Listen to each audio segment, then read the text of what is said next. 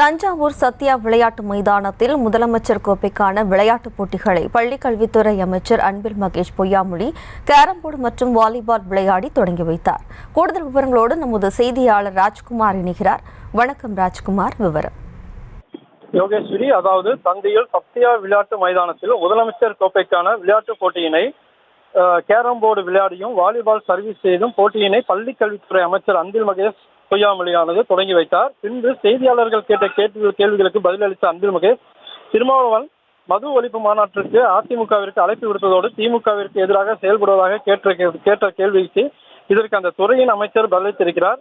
அவருடைய கருத்துக்களை வலியுறுத்தி விழிப்புணர்வை கொண்டு வருகிறார். இதற்கு அரசியலுக்கும் சம்பந்தமில்லை என தெரிவித்தார்.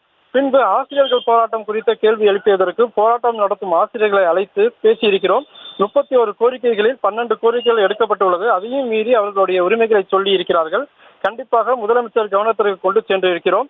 நல்ல முடிவு எடுக்கப்படும் என கூறினார்.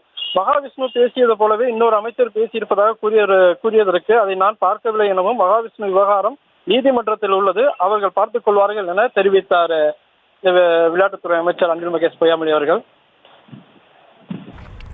விவரங்களுக்கு நன்றி ராஜ்குமார். செய்திகளை உடனுக்குடனும் துல்லியமாகவும் தெரிந்து கொள்ள சப்ஸ்கிரைப் பண்ணுங்க.